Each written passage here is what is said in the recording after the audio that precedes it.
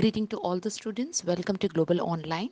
And here we are back with our preparation for UGC NTA NET paper 2, that is management.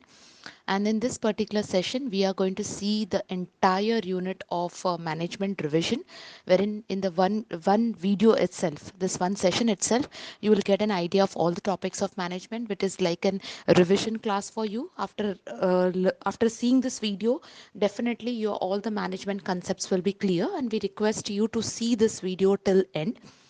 Apart from this, as you are all aware that UGC NTA NET Management Paper 2, we have a complete course which consists of revision lectures, which consist of video lectures, which consist of previous year question papers, notes, as well as targets based preparation. And this will definitely help you in order to prepare yourself for your upcoming examination, and a very concise form of notes, as well as the preparation is given, so that it will help you to clear your upcoming examination. Thank you. With the first concept, that is concept of management. Now, in very normal terms, we know what management is. Basic things, it is nothing but, as put very well by that is Mary Parker Follett, is the art of getting things done through the efforts of the people. So management is nothing but basically an art. So what type of art it is? It is an art which helps the things to be done, or which helps to get the things done with the help of the people, that is other people. So you have people meant for this work, and you have a leader or a manager who gets the things done, and that activity or that process is nothing but it is called as management. So if you see, the principles of management are means by which one actually manages, that is getting the things done through others individually, either in the group or organization. So it can be anything, like for example, if you are managing your work time and your studies, it means you're able to do management. If you're managing your I mean to say, if you're managing 2-3 jobs at a time, and you are ensuring that you have your same efficiency and effectiveness everywhere, still it is called as what? It is called as management. If you're not able to provide the effectiveness, still we can see that the management is happening, but the effectiveness and efficiency is pretty low. So management is basically getting the things done or doing the things. Now, if we define, I mean to say, in a very general term, if we define management is nothing but it is planned, organized, and control of operations in the form of basic elements. Now, which are these basic elements? There can be a question, minute questions out of it. So which are these basic elements? The basic elements are in the form of people, they are in the form of material, they are in the form of machines, they are in the form of methods, money, market, providing direction in the form of coordination or leadership, so as to achieve the objective. So basically, these are all the elements which helps in order to get the management, I mean to say, to get the work done. And for this, we called as what? We called as the process, and it is known as the process of management. You can also use the term which is oftenly used as management framework, which stands as POLC. Now, this is nothing but P stands for planning, O stands for organizing, L stands for leading, and C stands for controlling. So this is the meaning, or these are the principles, or you can also call them as basic functions of management. Now, there are few definitions. The reason to give definitions, it has been observed many times that sometimes definitions have been asked, and you are supposed to recognize the definition is given by whom. So a few very noted definitions which we all know, and these are the base of management. So they are given by Peter Drucker. Management is an organ. Organs can be described and defined only through their functions. So obviously management is recognized with the functions. According to Henry Fayol, to manage is to forecast, to plan, to organize, to compound, that is, to collectively work, to coordinate, and to control. Now, please remember, many a times we just don't understand this controlling meaning. Controlling is nothing but, to find out to assess and to find out whether it needs any corrective measures or not. Okay, so it's assessment with corrective measures, or you can say feedback. And has been put by F.W. Taylor, management is an art of knowing what you want to do and then seeing what is to be done in the best way and the cheapest way. So it is like, basically, when you use the word art, it is nothing but it is called as a skill. So you should know what you want and what is the best alternative in which you can get the thing or you can get the things done. That is called as, that is called as management. So management, like for example, when I talk about an organization, to organize the work by the limited human resource is nothing but, again, it's called as management. Okay. So maybe the management will not allow you to hire the people. So you need to get the work done with the available set of people or, personnel. So that is nothing but, again, it is termed as what? It is termed as management. Now, yes.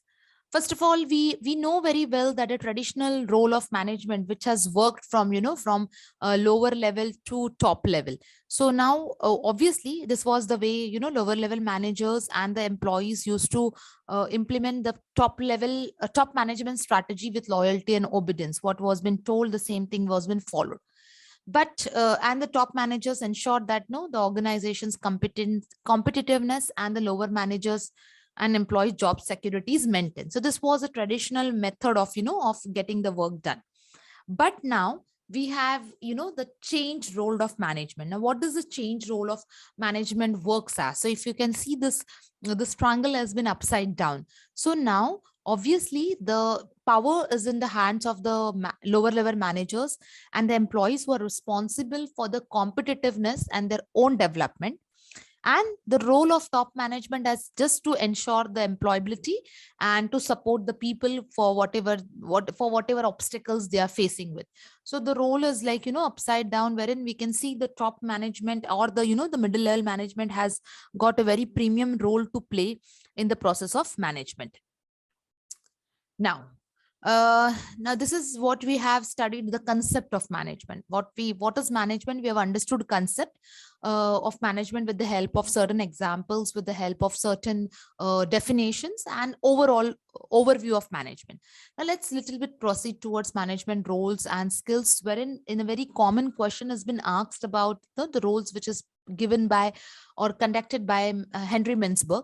So let's see that what exactly Henry Mintzberg has, talked about managerial roles. So according to Henry Mintzberg, so we can see there are the 10 roles which Mintzberg has identified to work for all the managers, and he has summarized the roles with the help of figure, which is given in the next slide, which will go for it. So these roles are divided into 3 groups. They are called as interpersonal, informational, and decisional. So there are questions on this Mintzberg management role. So you should be very clear with the roles, which comes under which heading and what exactly they are meant for. So the interpersonal role, the interpersonal roles ensure the information is provided interpersonal, exchange. The information roles are linked, they are the one who guarantees this, information to be given in a right manner, right person, and right form. And decisional roles helps or plays a significant importance in use of information which is available and to take a decision out of it. So let's see how diagrammatically this particular roles happen. So as per the Mintzberg, as we said, the roles are divided into 3: interpersonal, informational, and decisional. So under interpersonal, there are 3 roles which are played, that is figurehead, leader, and liaison, that is providing the information. Under informational role, there are 3 roles played, which are monitor, disseminator, spokesperson, where there is a process of information. The information processes over here. And decisional roles, that is entrepreneur, disturbance handler, resource allocator, and negotiator, where the information is being used. So these are the 10 roles, which are given by Henry Mintzberg. And definitely, this roles plays a very important concept. We are going to see each and every role in detail, but there are questions like, for example, interpersonal, like you will get an option, which role comes under what. or which type of role provides information, which processes information, or which uses information. So let's little bit go in detail also and see. So we'll first talk about the interpersonal roles, which is divided into three parts. The first is the figurehead.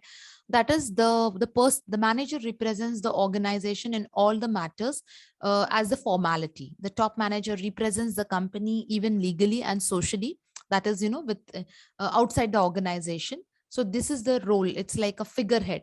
When we talk the head of the family, like the leader, as a leader, it represents the work group to higher management, and higher management to the work group. So it is like, you can tell that he is like, mediator between the management and the work group.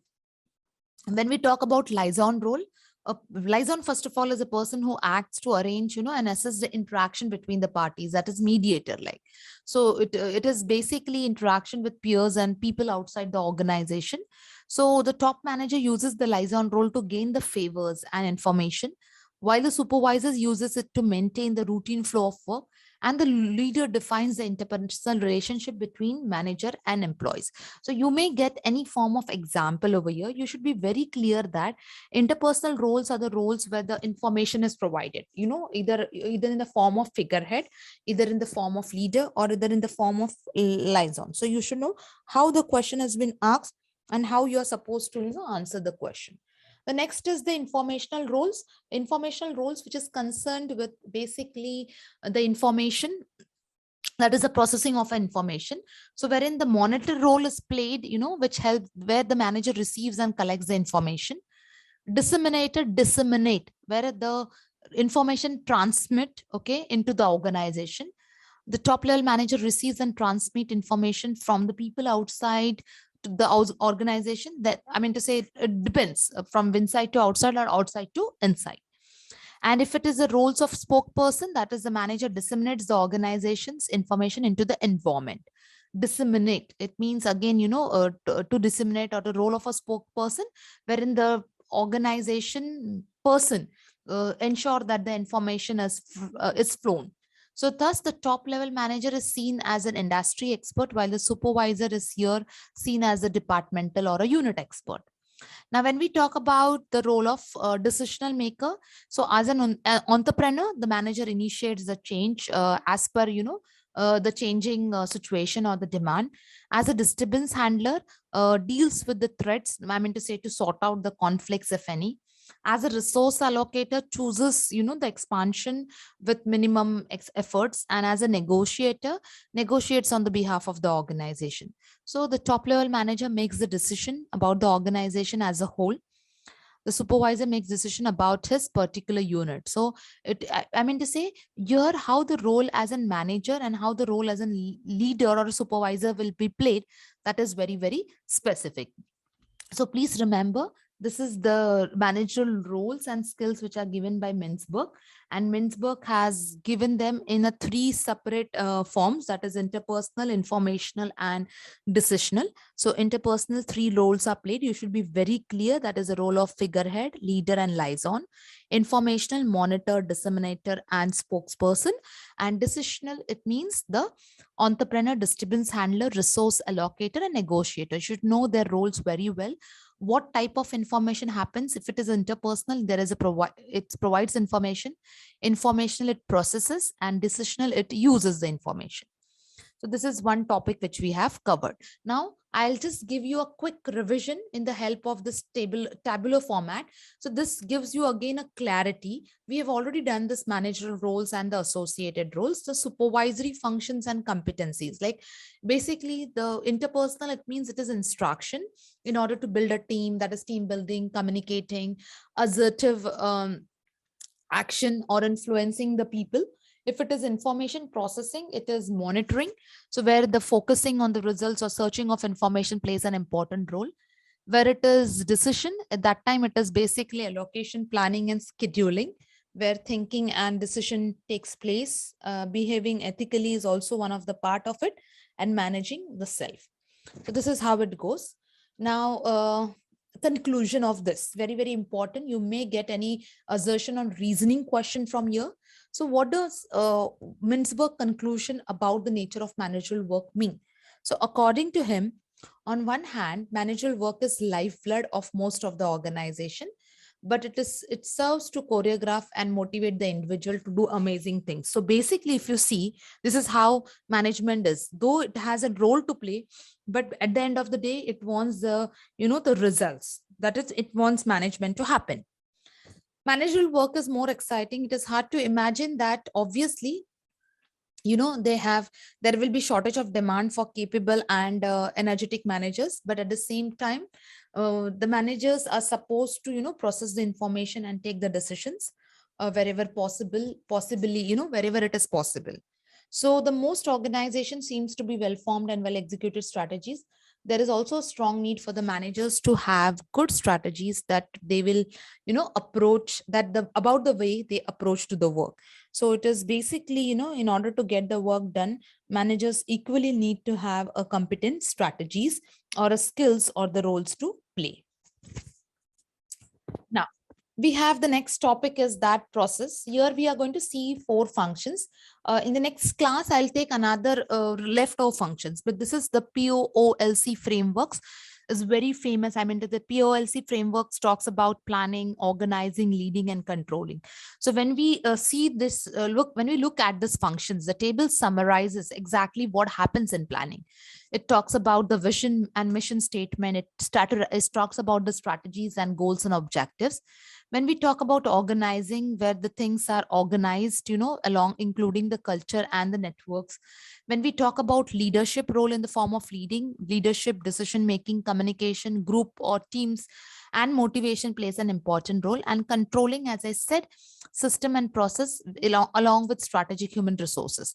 So we are going to see this at the same time. The next class, we are going to see even the functions of management in detail, and more we will do it. So today we'll just have a look, so that next class it is revised and it is perfectly, it remains with you people. So when I talk about planning, it basically involves what? Environmental planning, obviously, in order to, in order to be aware with, economic conditions, the competitors, the customers. When we talk about it is helps to forecast the it helps to understand what will be the next plan of action or based on on the forecast. It helps to it helps to establish the objectives and which needs to be achieved. So it talks about how, when plans. There has to be an alternate course of action, very very important. When we plan, obviously there has to be alternative plans. If plan A does not work, B and C has to be in place. At the same time, the best plan helps to take best decisions. So the planning and decisions are correlated. Then it is implementation of a plan. Planning also should not only talk about what has to be done, but how it has to be done. In short, how, wet, the W and H questions, how, when, what, and I meant to say where. This all should be a part of your planning. So when we talk about evaluation, even plans should have what type of corrective actions to be taken whenever it is necessary. So all this will be included or at a part of functions which are included in planning. When, yes, there are different types of plans also. Strategic planning, which helps to give a analysis of competitive opportunities and opportunities and threats in the form of strength and weaknesses, and it helps to give a framework which will help the organization to formulate the objectives, which will help them to base to come up with their mission statements, a vision statement, a reason for their existence. And the topmost management often conduct this type of strategic plans, that is, it is done by the top level. Tactical plans, which is nothing but an intermediate range, that is which in a range of 1 to 3 years, which is developed with a specific means to implement the strategic plan. So middle level managers, they are engaged with this strategies. Tacticals is nothing but the strategy planning. Next is your operational planning, which talks about existence of the organization or subunit goals or achieving those goals which have been set. So it's a short range plan that is less than a year to have a specific steps or action in order to support the strategic and the tactical plan. So strategic plan, that is by top level, tactical by the middle level, and operational by the lower level. This is 5 years and above. This is tactical plans is like between 1 to 3 years. And when we talk about operational, it is at a very short range, that is less than a year. Coming to organizing, so obviously in after planning, the next function comes as organizing, which helps, which involves the developing and structure, allocating the resources and accomplishment of goals. So decisions about the structure are made in order to achieve the objectives. Here the designing of individual jobs within the organization is done. Decisions with respect to duties and responsibilities are taken, and with the nature of job, or basically you can say that it is job design. When we talk about organization, there has to be a balance between the specializations and the need of the workers. What type of human resource do you need with what type of skills? So it has to be always balanced. There should be no excess or shortage, which will definitely put an organization into a problem. One of the example which I have taken over here is with reference to a manufacturing unit, okay, which has done away with traditional departments to focus on listening and responding to the customer needs. Now, from the company-wide meetings to team huddles, the employees know and understand what their customers want and how they can give the best service to the customers.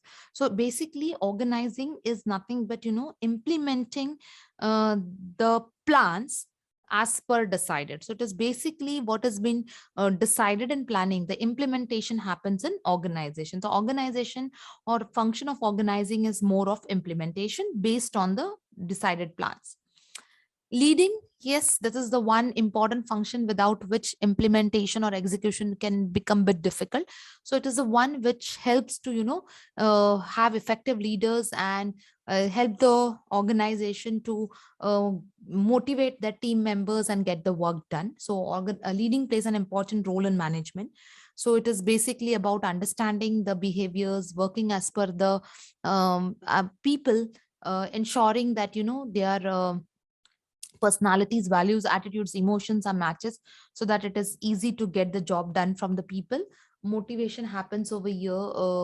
Basically, the style of the style of leading, the style of directing, the style of guiding, which is very, very important. So in leadership styles, we will see the styles which can be used in order to motivate the employees in order to get the right amount of work done from the people.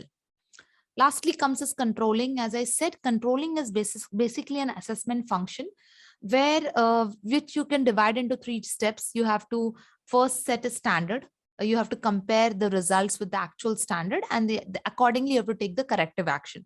So controlling just not talks only about assessment, but controlling talks about what assessment as well as it talks about the corrective measures. Then in such, the functions of manager of this particular role is, it is concerned with taking necessary actions depending upon the organizational goals and objectives. So it requires existence of plans. It requires, planning, which definitely will provide standards or, performance of standards or objectives. So controlling also requires a clear responsibility of understanding exactly what technique to be followed, what type of measures, to be taken.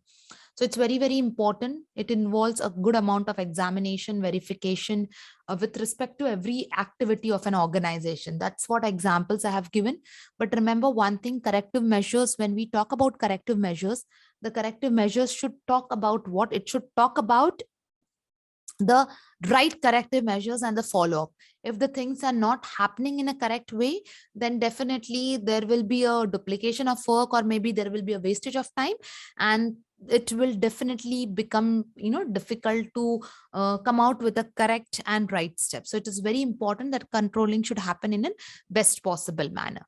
So yes, as I said, that today we will be doing only 3 topics. One is the concept, another is the roles and skills, and next is the process of management, wherein little bit of functions I'll be taking in the next class also.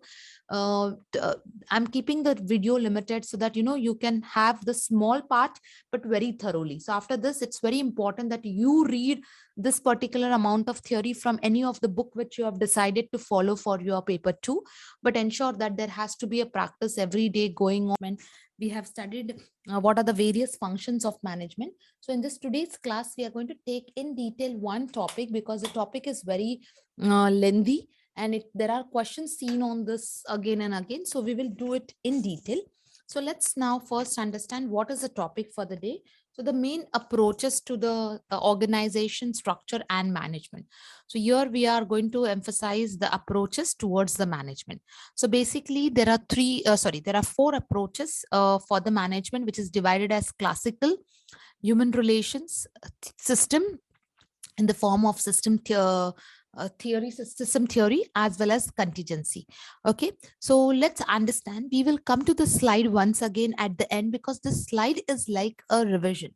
So we'll first understand all these approaches one by one, and at the end we will come to the slide to go for a gist or for a revision. So let's now start with the classical approach. So by the name itself, okay, classical. So it means something which is very traditional, which is very, which is very a basic approach. So these approach presents the organization in the term of what? In the term of purpose and formal structure. Now, these sentences are very, very important, because you will be having questions from this. Classical approach, it presents what type of structure? So obviously it presents a formal structure with a purpose, a reason, a aim. And not only this, it emphasizes on planning of the work, technical requirements of the organization, if any, principles of management. And principles are nothing but the basic function, the rules of management, assumption of rational and logical behavior. So what is the speciality of classical approach? So classical approach works, or it represents the purpose and formal structure. Apart from this, it is emphasizing more on what the planning of work, the technical requirement, the principles of management, and assumption of rational and logical behavior.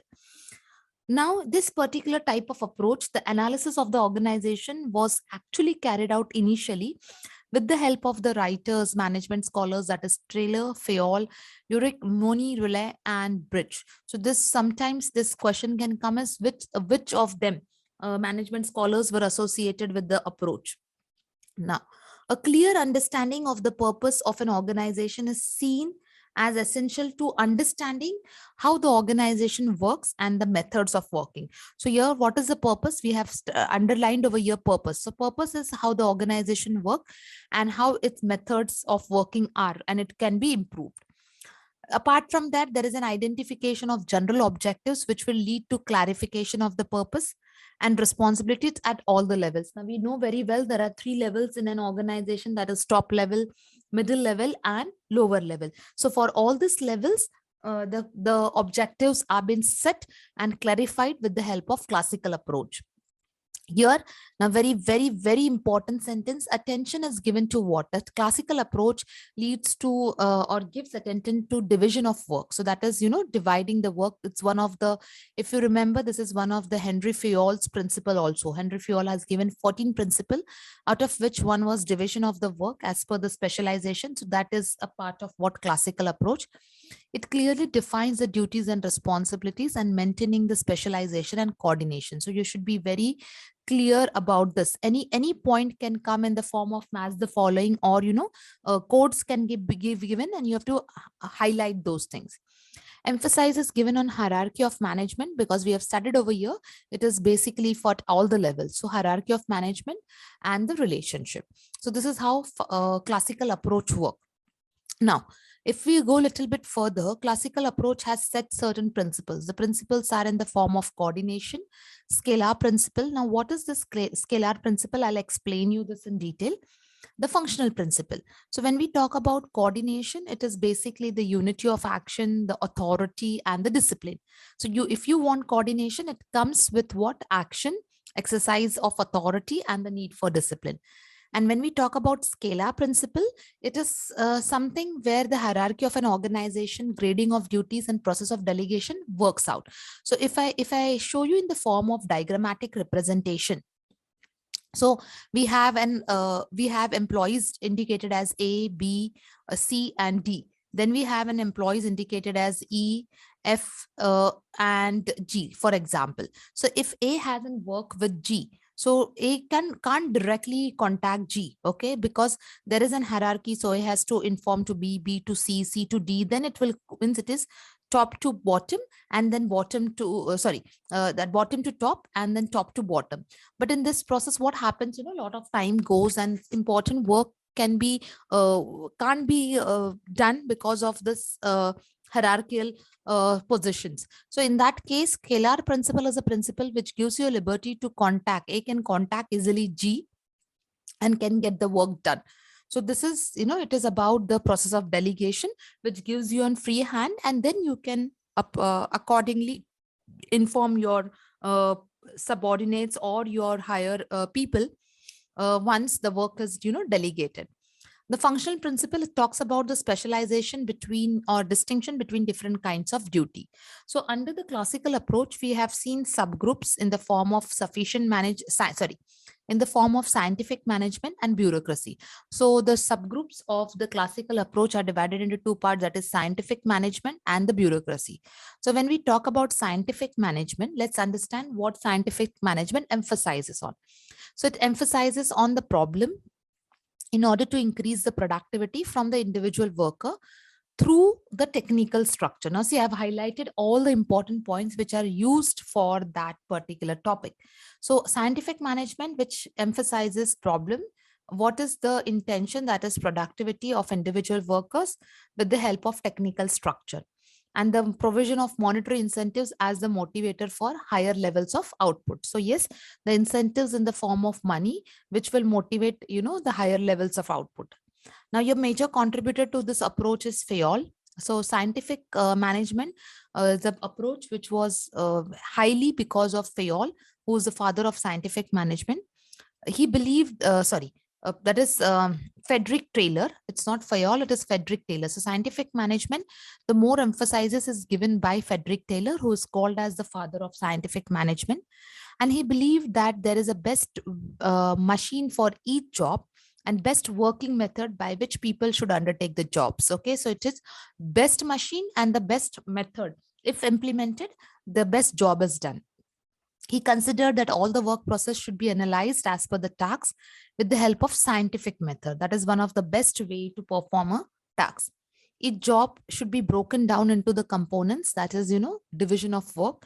Each part-time and parts rearranged in the moon is the most efficient way of working or getting the job done. So scientific management, if you get the questions, it is basically on the problem to increase the productivity and to look from individual worker. Okay, that is technical structuring can be done, wherein money is one of the incentive, and the motivation is given with the help of this incentive. Taylor, the father of scientific management, is the one who has the major contribution for this type of approach. According to him, the best machine and the best method brings out the best job. Going towards the principles to guide the management. So the principles is the development of true science, that is nothing but scientific selection, training and development, which helps a lot to get the work done. Cooperation to ensure that the work is carried in a prescribed way, and division of work and responsibility between management and workers. So this is how the scientific management emphasizes on this points. So you can get this point in the form of assertion, reasoning, match the following. So you should be very clear when you are getting the topics, and you're going for the approaches and theories of management. Bureaucracy. Now, when we talk about bureaucracy is nothing but basically the rules and regulations. It's a structure which is found in many organizations. Now, its importance is to development of the organization theory, means it is often regarded as subdivision under the classical heading, which separate such as a separate approach to management and organization of work. So the basic ideas and principles of the classical writers were derived from the practical experience. So bureaucracy basically is something which was practically implemented in the form of bringing discipline towards the work. So in that sense, let's see what are the characteristics of bureaucracy, because you may get a question on this. So it is, emphasis were given on the experts, that is rules of experts, and the administration on discipline, that is rules of officials. So let's see what are the characteristics of bureaucracy. The tasks of the organization are allotted as the official duties among the various positions. So it is like it gives more emphasis on discipline. Clear-cut division of labor and a high level of specialization. A hierarchy authority applies to such type of organizations which are bureaucratic in nature. Uniformity of decisions and action is achieved with the help of rules and regulations. So together with the structure of authority, it helps coordination in order to get the activities done. Here, an impersonal orientation is expected from the officials in their dealings with clients and other members. And it is basically designated to what? To perform the duties. So the work should happen, but with the defined manner, defined pattern, rules and regulations. And yes, here it is basically on what? Technical qualification, which should, constitute a lifelong career for the officials. So bureaucrats, bureaucracy, basically it emphasizes more on rules from the experts as well as from the officials. So now if you see, we have divided that into 4 features. Okay, so these are the characteristics, but to easily understand these characteristics, we can divide it into 4 major headings. One is specialization, okay, hierarchy of authority, which we have learned just now, system of rules, and impersonality. So when we say specialization, that is a person with a specific skill and knowledge taking or carrying out a job. Authority, that is a distinction between administrators and managements, okay, which should be clearly mentioned and maintained. System of rules, that is the rules to get the work done, the rules to get, bring efficiency for the operations. Impersonality means the allocation of the privileges and exercises of authority, which should be in accordance to the system which has or rules which are laid down. So here actually the classical approach gets over. So if you go back to the slide and see now, classical approach gave you what? So this is just an gist, or that is just revision for classical approach, which emphasizes on purpose, on formal structure, hierarchy that we saw in bureaucratic, also scientific management, also technical requirements we saw in bureaucratic also, as well as we saw in scientific management. Importance was given to the techniques or the way the work method and the common principles of organization. So this is what more focuses on classical approach. Now let's go to human relations. So under human relations, the first thing which was basically this particular phase appeared, after the 1920s, where there was a Great Depression. So in order to, bring the concentration to the work as well as the behavior of the employees, there was an experiment conducted, that is the Hawthorne experiments, which were basically on the development of human relation movements, that is the behavioral and informal alternative headings, which were given to this approach. So the experiment was called as Hawthorne experiments, which was conducted at Hawthorne plant of Western Electric Company, which is near Chicago, America. And the publication of the research findings were among the people who wrote about the Hawthorne experiments was Elton Mayo. So he was the one to come up with this 4 phases of Hawthorne experiments, that is illumination, relay assembly, interviewing, and bank wiring. Now this normally they have been asking you in the sequence also. Many times these questions on Hawthorne experiments are seen. So you should be very clear with this Mayo's 4 phases, that is illumination, relay, interviewing, as well as bank wiring. So this is very important. Questions are seen on this topic very well. So if you go to the slide and see, human relation basically emphasizes on what?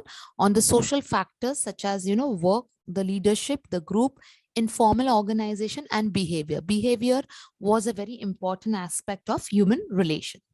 Now let's see the next approach. The next approach is in the form of system approach. So here the attention has been focused on analysis of organization as system with a number of interrelated subsystems. Now, what exactly this means? So the classical approach, we just saw that it emphasizes more on technical requirement and the organization without people, whereas the human approach talked about psychological and social aspects and consideration of human needs, people without organization. But in system approach, the basic, it attempts to reconcile the earlier two approaches and the work of formal and informal writers. That is, attention was more focused on total work, organization, and interpretation, interrelationship of structure and behavior, okay, and the range of variables within an organization. So this approach basically contrasted with a view of organization as a separate part, which encouraged managers to view organization as both as a whole or as a part of a larger environment. So the idea was, which of any organization activities which affects the rest of the part. So here the organization was considered as a whole as well as part also. So if you see, if you go to the system approach and if you summarize the integration, that's what, see, classical was an individual way, human relation was an individual way, but system approach, what it did, it integrated classical and human relation approach. I mean, importance was given to the social society, that is social as well as technical system, and the organization with its external environment, within the external environment. So this was the major aim of what? It was a major aim of system approach. Now let's talk with contingency approach. So this is the last approach of management. So as per the contingency approach, the classical approach suggested one best form of structure and emphasized on sets of principle. Now, when we talk about human relation, it gives little attention to structure. Now, in contrast to this two, contingency approach, contingency, it means something which is, prevailing now. It showed a renewed concern with the importance of structure as a significant influence on organization performance. So structure has an influence on the performance of an organization. So it was an extension to the system approach, which highlighted the possible means of differentiating alternative forms of organization structure and system. So there is no one optimum state. For example, the structure of the organization and success are dependent. That is a contingent upon the nature of the job, or the which is designed to deal with the nature of the environment it influence. So it contingency approach and is nothing but a type of approach which is an extended approach to what? Which is an extended approach to your system approach. So integration of classical and the human relation approach gave you something called as what? System. And extension of system was something gave you called as contingency. So now if you see the diagram, so contingency, no one best designed the organization. That is the form of structure or the management or success of the organization depends upon the situation variables. So now when we summarize this particular concept of approaches of organization, so basically there are four approaches: classical, human relations, system, contingency. So basic thing, I mean, what should come to you as a bigger picture, that classical approach, which was one which emphasized more on structure, hierarchy, and techniques. Okay. Human relation gave importance to behavior, leadership, whereas system made a combination of classical and human relation and gave importance to the social technical system, okay, within the external environment. And contingency said that no best design is there for an organization. The structure, the management, and the success all depends upon the situation, as per the situation. Thank you. As you are all aware that we are going to start with communication topic.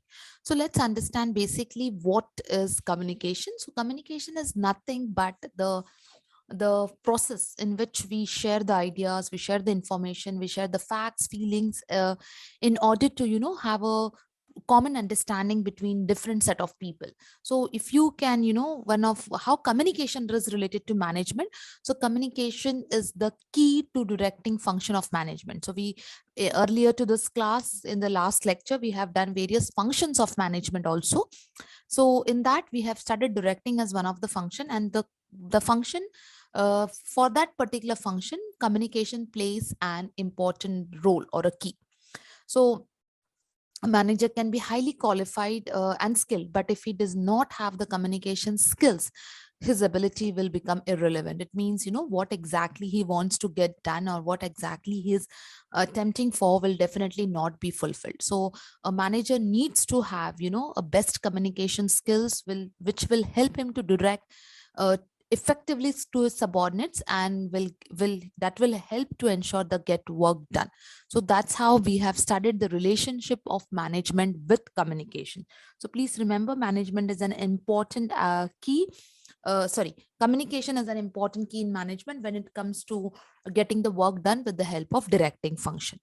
So when we come to the process of communication, we have the communication cycle which gets initiated with sender, that is the one who sends, or who initiates the process of communication in order to generate the message, convey the information to the receiver, and he's the one from which the communication process starts. Message is an idea or information, the fact, the feeling which the sender wants to intend, or which the sender intends to send to the receiver. Encoding is the message generated by the sender symbolically in the form of either words, picture, gestures, which has to, before it is conveyed. So which is conveyed, I mean to say, with the help of channel or with the help of media. So we have the next step is media, where the encoded message is transmitted. It means the message is on its way, and the message will be transmitted the way it is encoded, with the help of pictures, gestures, or with the help of words, symbols. And the medium of communication will include the one which has been used by the sender. Either it will be in the form of telephone, either it will be form of internet, it will be in the form of post, fax, email. It can be in any form which an sender feels comfortable with. So the medium was always been chosen by the sender. And then comes decoding. So decoding is nothing but the process wherein the receiver receives the message, and he has to get converted the encoded message into decoded form, so that he can understand what the sender wants to convey. So it is very important that the receiver, the decoding and the encoding of the message should work out the way it is interpreted to be. So if the message is not encoded or decoded properly, it will definitely not aim at completing the communication cycle. The receiver is the one who is the last person in the chain of communication. He's the one who receives the message. He's the one who has to understand the message. He has to understand the reason to get the message, the purpose of the message, and accordingly has to work out. And then we just try to evaluate the whole communication process with the help of feedback. So feedback is the step where the message comes out in the form of what? Confirmation. But if the interpretation is wrong, the confirmation definitely is not going to be as it is expected. So feedback is the one which will complete the chain of communication cycle. And the message, I mean to say, it depends, it will, the sender will understand the impact of the same. So this is how the communication cycle gets completed. But in this, we have one more element, that is in the form of noise, which can be an abstraction, which can be caused by the sender, message, or a receiver, or the process of communication. Like for example, it can be in any, due to any reason. Maybe, like for example, inactiveness of the receiver, poor understanding of the message, improper decoding of the message, faulty decoding, we can call it as, or faulty encoding, or bad network error, or a telephone connection error. So any of this, which will definitely result into what? Result into inappropriate process of conveying the message, and that can result into what? That can result into not an effective communication cycle. So you have to just keep this in mind. And this chain is completely given in the form of diagrammatic presentation: sender, encoding, message, channel, receiver, decoding, feedback, and it can be abstracted with the help of something called as noise. Okay. Now, coming next is various types of communication. So you have types of communication. So let's go one by one. What are various types of communication? So when we talk about formal communication. So it is a communication which in the message of flows formally with the help of official channels as per the designated, organization structure or a chart. So it can take between superior and a subordinate, or a subordinate and a superior. It can be in the form of oral or written, or it can be in the form of vertical or horizontal. Now what do you mean by that? Vertical, it means it can be, it can be from upward to downward. So it can, as I said, it can be from the subordinates to the superior, or from the superior to the subordinate. So upward communication or downward communication are a part of what? Are a part of vertical communication, which represents formal communication. So here you can use that. You may, like, for example, if you want to send a notice, if you want to delegate a work, if you want to inform about company's policies. So these are the examples which can, get in, which are the examples which can indicate that the message is flowing from where to where, to understand whether it is an upward communication or it is a downward communication. So like for example, here in specifically it is specified. Suppose if you are applying for a leave. So if applying for a leave, so obviously as a subordinate is applying to a boss, that depends what? From upward communication. If you are trying to inform the employees about the company's policies, so it comes from top to lower. So that is nothing but it is called as what? It is called as downward communication. Then next one you have is horizontal communication, that is a straight line. Horizontal communication is also called as lateral communication. It talks about what? It talks about giving information to the same, I mean to say, same line of, uh, same line of work. So like for example, the finance manager talking to a purchase manager, a finance manager talking to a marketing manager. So it is basically one, you can say it is one division, and from one division to another division. So in that also we can have it in the form of single chain. That is it, no, it flows from every superior to his subordinate. Single, it's one, only one. When we talk about wheel, so all subordinates under one superior, through which the message is flowed, and they are not allowed to talk to each other. It will only with the help of what? It will be only with the help of superior. Circular, the communication moves in circular. Each person is able to communicate with his, with the person, adjoining person. Free flow, so here each person can communicate with one another. There are no restrictions. Inverted v, in this type of communication, a subordinate is allowed to communicate with his immediate superior as well as his superior. So inverted v. So many a times this questions was saying in the form of as the following. So you have to be careful. It can be, see, this topic is a part of your paper one also. So you have to little bit, basic is given in management. So you should very well understand that a very normal question is not expected. So you have to ensure that you're preparing yourself with, with all the deep content for this topic when it is coming, when we are talking about paper 2. Now, informal communication. So informal communication is also known as a grapevine, which is intended, to pass the message, regards of, irrespective to any specific regards or authority.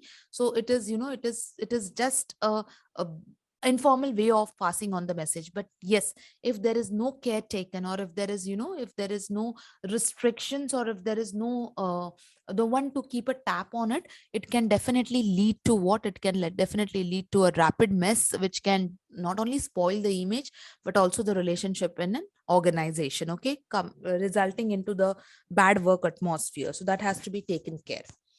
Then coming to the next is your types. So let us see in grapevine or in informal communication what types we have. So single strand, where each person communicates with other in a sequence. So single, it's from one to another. Gossip network, each and every person communicates with, other persons. So like it's a group communicating with other group. Probability, the individual communicates randomly with any of the individual in the organization. Cluster, where the individual communicates with those people whom he trusts. Okay, so it can be like cluster network is one among the given four, is one among the most popular network which is seen in informal communication.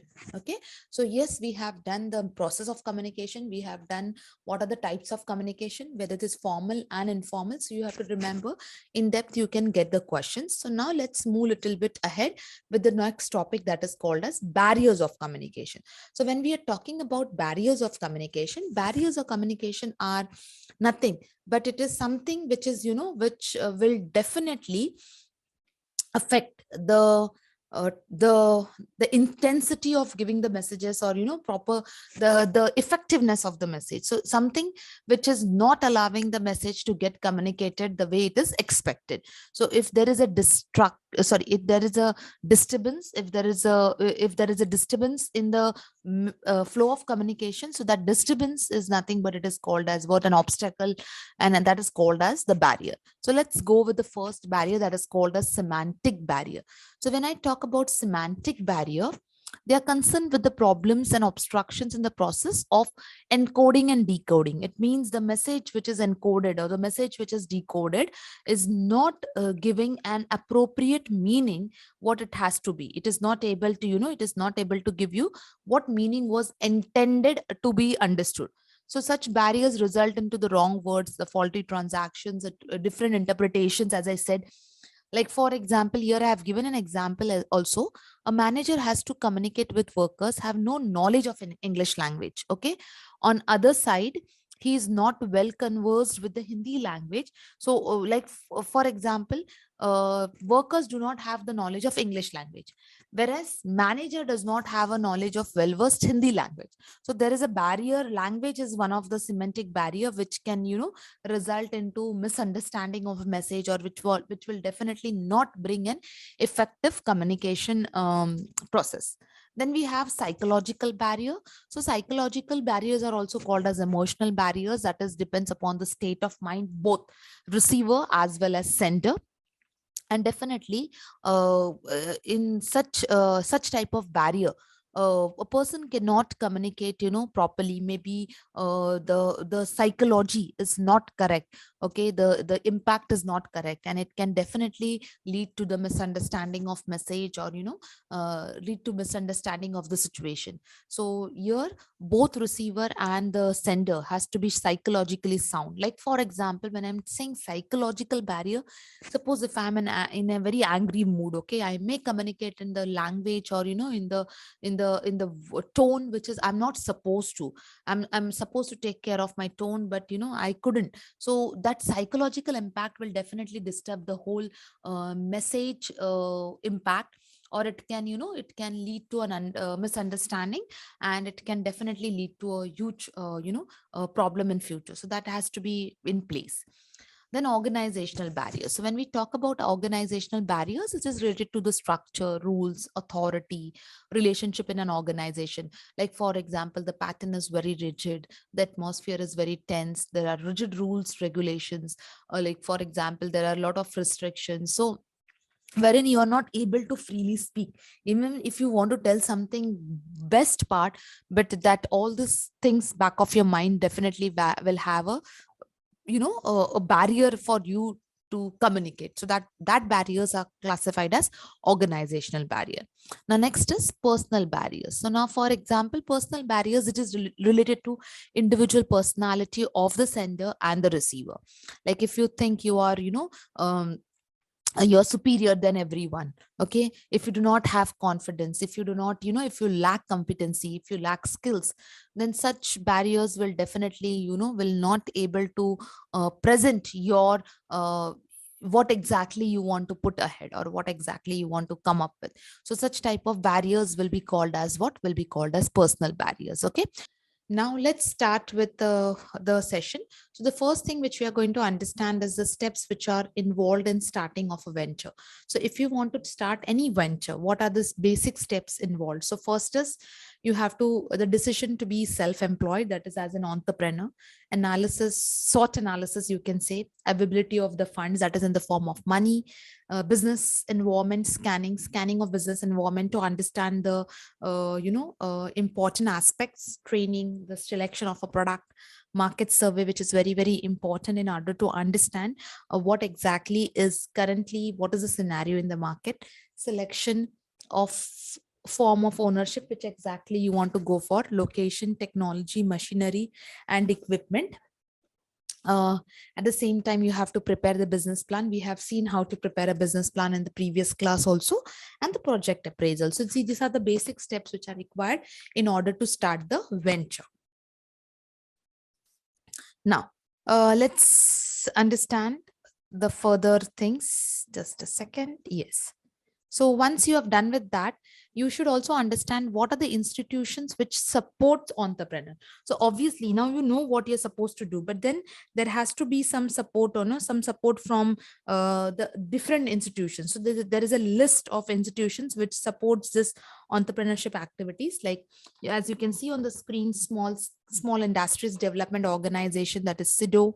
When we have National Industries Corporation, small industries as SIDBI. Then we have small state industries, small industry service institutions, Khadi and village industries, technical consultancies, state industrial development, state trading corporation, industrial credit and investment corporation, industrial development bank of India, industrial financial corporation, state financial corporation, district industries, as well as industrial estates. So these are the list of, supporting institutes for the entrepreneurs. Now, so let's one by one quickly have a look, because some questions are expected in management for this from this particular topic. So let's have a look one by one for every one of them. So the first one is the Small Industries Development Organization, which was established in 1954, which is considered as one of the important apex, a vital body for assisting the government in formulating and overseeing the implementation of its policies and programs. So the objectives, it provides techno-economic and managerial consultancy. It provides support to technological upgradation, modernization, as well as quality improvement and infrastructure, which is very, very important. It assists small-scale industries in HR training and skill upgradation. And at the same time, it provides testing and calibration services to the small-scale industries. The services which are rendered by SIDO, that is, entrepreneurship development and management training. It also talks about provision of extension and training services. It talks about skill development, preparation of project files, testing services, export promotion, modernization of workshops. These are the all services which are provided by SIDO, so that the small scale the industries can, develop and do well. Then we have the next body, that is National Small Industries Corporation, which was established in 1955. Years you have to keep in mind properly, because you can definitely get questions on this, the years also. So the objectives and the years are very, very important. That's what I have listed them very well. So it is development and upgradation of technology. It imparts training. It set up small scale industries in developing countries. It undertakes the construction of industrial estates. It provides equipment, a leasing facility. At the same time, it helps in export marketing as well as distribution of raw materials. The functions, that is, what is the role which is played by it? It helps to supply the raw materials and equipments. It arranges the raw materials. Financing is done. Market servicing is done. Technological services are provided. HR training is undertaken, as well as fair trades is a part of it. Then we have is the Small Industries Development Corporation, a state small industries development corporation, which was established under the Companies Act of 1956 in order to promote the tiny and small village as well as village industries in specific states, that is states basically. So the functions is to procure, to acquire and distribute the raw materials, to supply machinery on hire purchase basis, to provide marketing assistance, to construct industries, to construct industrial estates, to provide management assistance, manage a sale window for handlooms, handicrafts, as well as small scale industry items. Then we have next is the Small Industry Service Institute. Now see these institutes, no, definitely they are very factual. You should be very confirmed with their objectives. You should be very confirmed with like, for example, you should be very you should be very alert with their functions and objectives and the formation year. That is the questions can be expected from this area of specific body. So small industry service institutes, which was developed in 1956 again, the services it takes care of is the technical consultancy, the training facilities, the marketing help, the testing facilities, even the workshop service and general advice, which is provided by small industry service institute. Then we have next is the Khadi and Village Industries Commission, so which was set up in the year 1953, to develop basically the Khadi and village industries and specifically improve the rural employment opportunities, which included what processing of cereals and pulses, leather, cottage matches, as well as palm, as well as good, etc. That is the industries which included under Khadi and Village Industry Commission. The activity was to train the artisans, to extend the assistance for the procurement of raw materials, to provide the help, you can say, marketing of finished products and arrangement of manufacturing of improved equipments and machinery to the producers on concessional terms. So concessional rates were given. Then we had technical consultancy organization, which again was set up in 1950 to ensure that, the consultancy needs of small and medium industries are undertaken. So under this, the services such as, industrial potential survey was conducted, project profiles and feasibility studies were conducted, identification of potential entrepreneurs was taken into consideration, providing technical and managerial assistance was done, conducting research, marketing research and survey, energy audit and energy conservation, as well as project supervision, and offering the consultancy services, that is management consultancy services, which was a part of what? Which was a part of technical consultancy organization. Then we had this next is the State Industrial Development Corporation, that is SIDCs. The main objective was to develop the medium and large enterprise, including the functions such as financial assistance, setting up the enterprise, conducting the promotional activities, development services, as well as, leasing, merchant banking, venture capital, and mutual funds. These were the functions which was undertaken by State Industries Development Corporation. Then we had the next was the State Trading Corporation, which was again set up in 1956 as a sole import agency. So there you can get, so you should remember this unique feature will help you to remember trading corporations were basically to look after the imports. The objectives were, to understand the supply at a reasonable and stable prices, especially to meet the local demand, have effect import and export at the favorable prices, that is the standard prices. Implementation of the trade agreements and the government policies was undertaken. Financial assistance was given wherever required.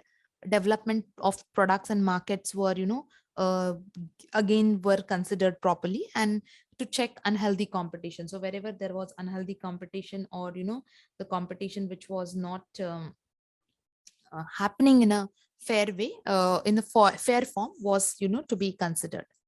Then Industrial Credit and Investment Corporation of India Limited, so that is called as ICICI. So basically this was, established on 5th of Jan 1955 with its headquarters in Mumbai. Basic reason, you can say, objective, you can say, was to promote the financial infrastructural, to build up a financial infrastructure to promote the industrial growth, with an objective what it assisted in creation of expansion and modernization of enterprises. It promoted the participation of private capital, granting the loans for a period of 15 years, up to 15 years. Sponsors and underwriters, new shares and debentures. So underwriters, as you all know, when the shares have been not sold out in the open market, means as per the IPO. So the guarantee has been taken by the underwriters to purchase it. And for the same thing, Industrial Credit and Investment Corporation will help them to make the funds available for the investment. So that is the main objective of this. Next we have is IDBI, that is which was established in 1964 with an objective of coordinating the activities of other financial institutions, supplementing the resources, planning and promoting the various industries, adopting and enforcing a system to promote industrial growth, investment, market and investment research. Technical and administrative help was a main objective which was provided by IDBI. Then what type of assistance? They also gave assistance, direct assistance for loans, subscriptions on finance. Indirect assistance was provided for refinance loan terms, and special assistance was provided for the, for the industrial which are not capable to secure the funds. So what type of special assistance? One type of special assistance would definitely help them to, sort out their problem or issue. Then we have is in the Small Industries Development Bank of India, that is SIDBI, which was established in the year 1919, wholly owned subsidiary of IDBI. Okay, the functions which were undertaken under this was the refinancing of loans and advances, discounting and rediscounting of bills of exchange, then granting direct assistance for the exports, no doubt in that, providing, leasing services, upgradation of the technology and modernization was undertaken by them, and promotion of employment oriented industry. So this was, the subsidiary of IDBI, which came up with a very different functions, and which was, definitely need of an hour. Then we have Industrial Finance Corporation of India, which was established in 1948 for long-term loan, for a short-term needs of industrial organization and country, with an objective to provide employment to the people, to broaden the country's entrepreneurial base. Financial assistance was set up, especially in the rural and backward areas, and to ensure that the regional imbalance to a certain extent has been reduced. So that was the major role of Industrial Finance Corporation. Then functions that how did it help for? So it granted loans and advances, within 50 years, which was repayable within 25 years. Then we have next was so basically, what are the functions of IFCI? That is granting the loans, guaranteeing the loans, undertaking the issue of shares and debentures, guaranteeing the credit purchase, as well as acting as an agent to the central government. Now, coming next is your State Financial Corporation, which was where the act was passed in 1951. It authorized state government to provide financial help to the medium and small scale industries, which provided loan up to 10 lakhs. The assistance was in the form of providing long-term loans, subscribing the financial assistance, guaranteeing the deferred payments, as well as providing the advances for subscription of shares. Then we had next is district industrial centers, which started in the year 1978, again to provide an administrative framework, but at district level, especially in rural areas, a single window agency where the services and the supports were provided under the one roof. So even they conducted, certain functions such as survey, preparing the plan, guiding the entrepreneurs, then appraising the proposals. Okay. Then it was basically, conducting the training program, especially for the artisans, and assisting the entrepreneur in marketing. So this was the basic overall, functions which are conducted under district industrial centers. Then we have next is the structure of district industrial centers is like 1 general manager, 4 functional manager, 3 project managers, and the overall management is done by the state government. Then we have industrial estate. So industrial estate is nothing but a group of factories constructed on an economic scale, basically in suitable sites with facilities such as water, transport, public, post office, electricity, bank, and first aid. And it provides a special arrangement for the technical guidance and common facilities. So here the objectives are, to provide the infrastructure, accommodation facilities, encouragement of development of small scale industries, decentralized industries to rural and backward areas, to develop the entrepreneurial climate. The type of industrial estates are divided on the basis of function, that is general type and special type. General type is to accommodate variety of industries. Special type is specific industries. On the basis of organizational setup, it is divided into government, private, cooperative, and municipal. On the basis of other variants, it is ancillary, that is, ancillary to and large industries, functional, that is manufacturing, and workshop, that is for small firms. Then NABARD, very important concept. You definitely get some or other question on this. So it stands for National Bank of Agriculture and Rural Development, established in 1982, headquarters in Mumbai. The aim is to uplift the rural India by increasing the credit flow. And for that, it monitors and evaluates the project, refinances it. It is one of the apex body when it comes to investment and production credit for rural development. Now venture funding. So now we are going to see basically venture funding. It consists of what? So first is the stages of small and medium industries, wherein there is self-financing, that is owning the own capital, debt financing, investment from external sources like credit institutions, lease financing, leasing the companies, equity financing, the capital market, the venture capital financing, that is the business angels. The business angles, when we are going to talk about it, it talks about the business angles. The requirement of capital, that is fixed capital. So why it is required, what are the features and importance? So the capital is required for a longer period of time. It is used for buying assets, which are permanent in nature, low liquidity, raised through that is, it is raised through some sources in the form of shares and debentures, act as a source of strength, appreciation and depreciation values taken into consideration. It helps in promotion of enterprises, facilitates automation, and it continues the upgradation of the technology. And for this purpose, the fixed capital is required. The factors which can affect the fixed capital requirement can be in the form of nature of business, the type of products, the size of the firm, the diversity of the product lines, methods of acquiring fixed assets, techniques, type of industries, government and subsidy, the nature of competition, the purchase of second-hand machineries. Then the features and importance of working capital. So now we did is fixed capital. Working capital can be in the form of, circulating the capital or short-term capital, required a day-to-day working, required to purchase raw material, payment of wages, expenses, etc. There can be two concepts, that is gross working capital and net working capital. More liquid in nature, it ensures smooth functioning, it helps in continuity, it increases the goodwill and worthiness, it increases the efficiency and productivity, and yes, it helps also for the repayment of capital.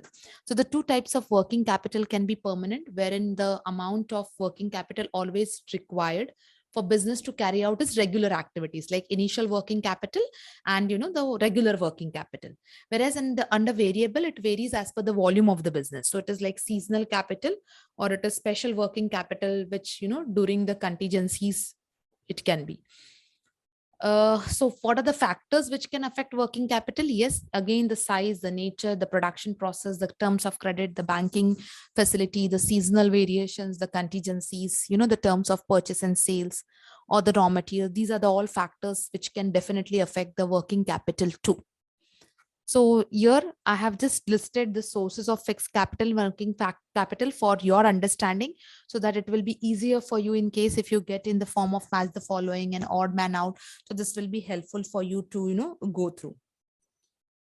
Then we have business ethics do we have to learn. So first is ethics and dilemma. Before we start or we go ahead, let's understand what does the word ethics means. In simple form, ethics is nothing which distinguish between what is right and what is wrong. So anything which tells you the difference between right and wrong, or which defines a standard that bear on right and wrong issues of the society, is nothing but called as ethics. Business ethics is nothing but a set of professional standards which emphasizes principles of honesty and duty with respect to business. So the same right and wrong with respect to the business, you can also call it as code of ethics or code of conduct in business, and it will be called as was business ethics.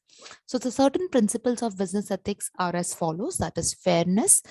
You have to be very fair, justifiable, integrity, teamwork, commitment to the agreements, that is keeping the promise, broad-mindedness, considerateness, importance given to human esteem and self-respect to whoever it is. It is from top to level, or from top to bottom, or bottom to top. Responsible citizenship, attempt to excel, that is, efficiency and accountability. So these are some of the ethical principles which are included in business ethics. Now, let's understand what are the different issues which prevail at the workplace, and what exactly are they. Let's have a look at them. So first of all, identifying the issue, conflict. If there is any conflict, we have to identify it and we have to try to avoid them. deciding different methods to motivate the employees so that you obviously you get what exactly your business has aimed at, or what your business has uh, uh, goals, or what are the business aims, objectives. Managing fairness in the employee performance appraisal. So every employee definitely works hard for for his performance, so the appraisal process should be also fair. Protecting secret information. So whatever type of information is shared, as in custodian, the information should be whichever, depending upon the situation, depending upon the department, depending upon the person, the information should be kept secret or maintain secrecy. There is complete secrecy. Identifying the areas of interest of customers, employees, suppliers, owners, and staff. So that is, you can, instead of all this, you can say that you have to identify the areas and ensure that all the stakeholders are given the same equal fairness, no biasness at all to be taken considered. Taking action against reports of complaints in the organization. So whatever grievances are reported, all those grievances should be properly made a note of it. Handling different problems of the employees. So whichever problems an employee comes with, okay, there has to be a very systematic process of handling those problems and getting them sorted out. Taking corrective actions, that is redressal. So we have a redressal committee, we have the redressal panel who have to look that all these problems are sorted out properly.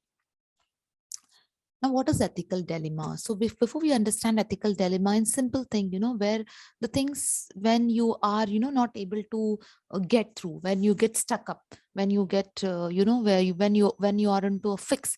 So such type of situation creates an ethical dilemma. So it's basically a problem in the decision-making process between two possible solutions, neither of which is absolutely acceptable from the ethical perspectives.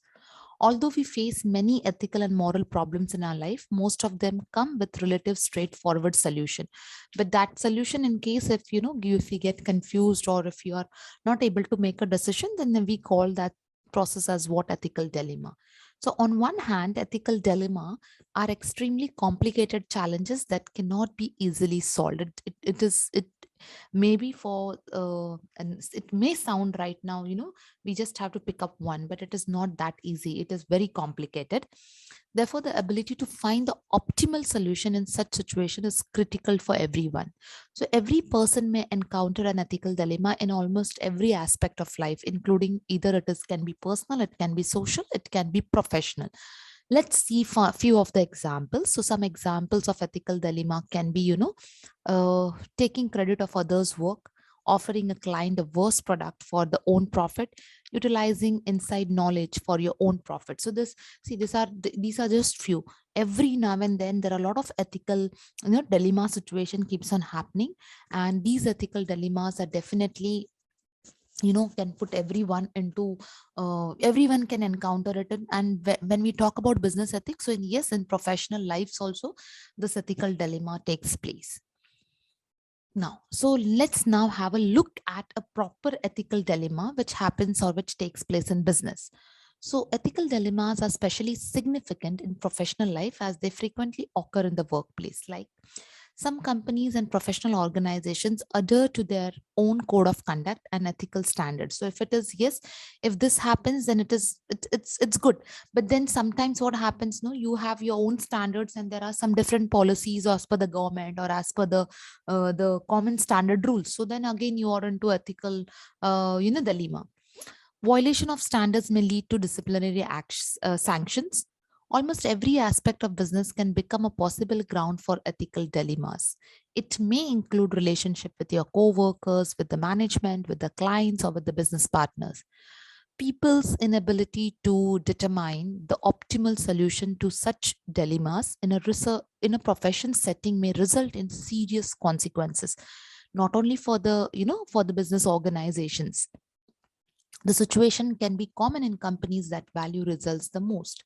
So in order to solve the ethical problems, companies and organizations should have ethical standard for their employees, and they should ensure that whatever standards they have set, whatever policies, whatever norms, whatever regulations they have decided, all those regulations will definitely should be implemented at any cost. So it should not happen that these standards are on just maintained for the sake of record. They are just they are just in the books or files, policy books or files, and they are never implemented. This should not happen, otherwise people will lose trust on the organization. So every company must demonstrate its concerns regarding the ethical norms within the organization. In addition to this, companies also should provide ethical training for their employees. They have to conduct certain workshops, certain seminars, certain platforms where they can convey to their employees that yes, these are the standard sets, and according to the standards, the organization will follow the policy. So this gives a trust. This gives the motivation to the employees that yes, they are in the right place where there is equity, there is justice. Even if something goes wrong, there will be equal amount of support from the organization to get to fight for that. Okay, and if there are any complaints, any grievances, so it will be definitely sorted out.